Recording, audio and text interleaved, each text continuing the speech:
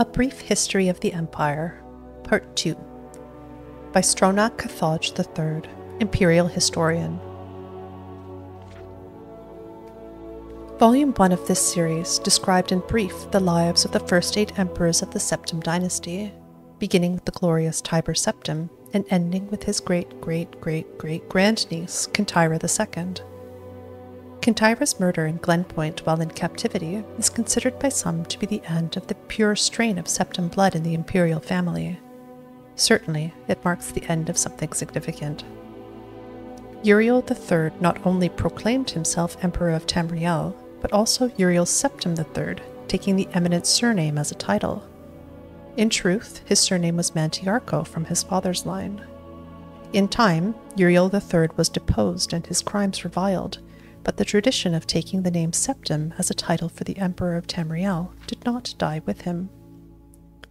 For 6 years, the War of the Red Diamond, which takes its name from the Septim family's famous badge, tore the empire apart.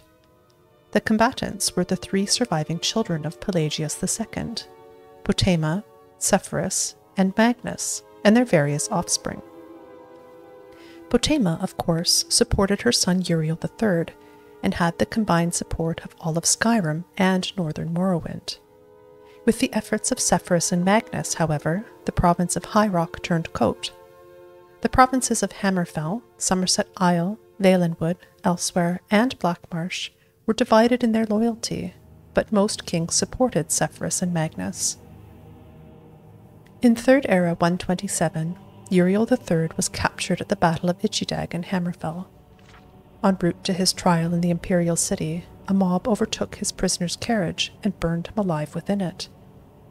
His captor and uncle continued on to the Imperial city, and by common acclaim was proclaimed Sepphoris I, Emperor of Tamriel. Sepphoris's reign was marked by nothing but war. By all accounts, he was a kind and intelligent man, but what Tamriel needed was a great warrior, and he, fortunately, was that.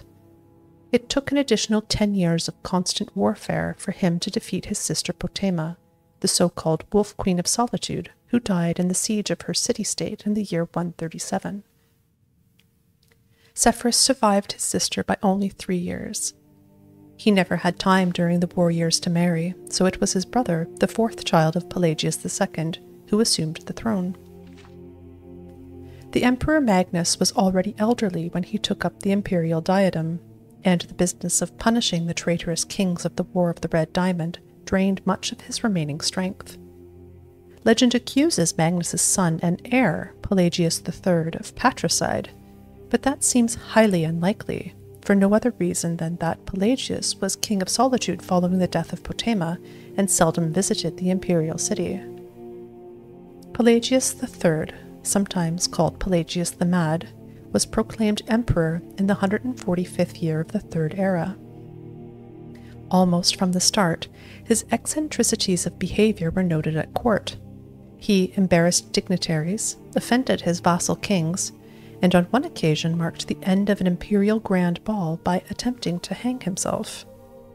His long-suffering wife was finally awarded the regency of Tamriel, and Pelagius III was sent to a series of healing institutions and asylums, until his death in 3rd Era 153 at the age of 34.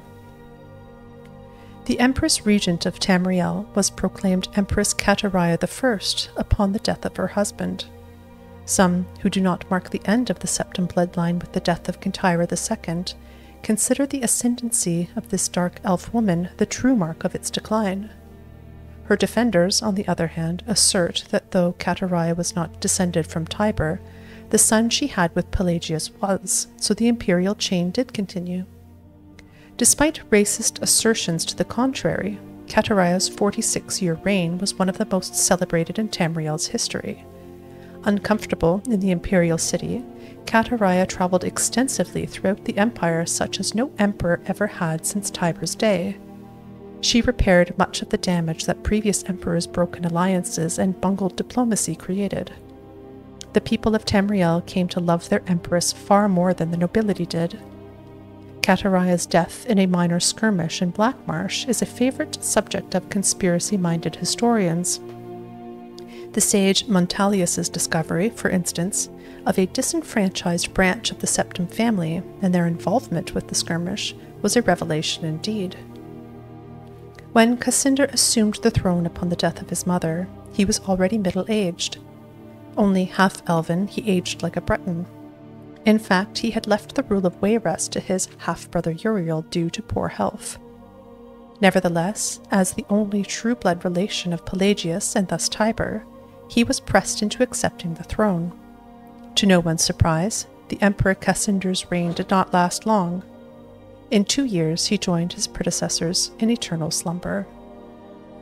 Uriel Lariat, Cassander's half-brother and the child of Catariah I and her imperial consort Galavir Lariat, after the death of Pelagius III, left the kingdom of Wayrest to reign as Uriel IV. Legally, Uriel IV was a Septim. Cassander had adopted him into the royal family when he had become king of Wayrest. Nevertheless, to the council and the people of Tamriel, he was a bastard child of Catariah. Uriel did not possess the dynamism of his mother, and his long 43-year reign was a hotbed of sedition. Uriel IV's story is told in the 3rd volume of this series.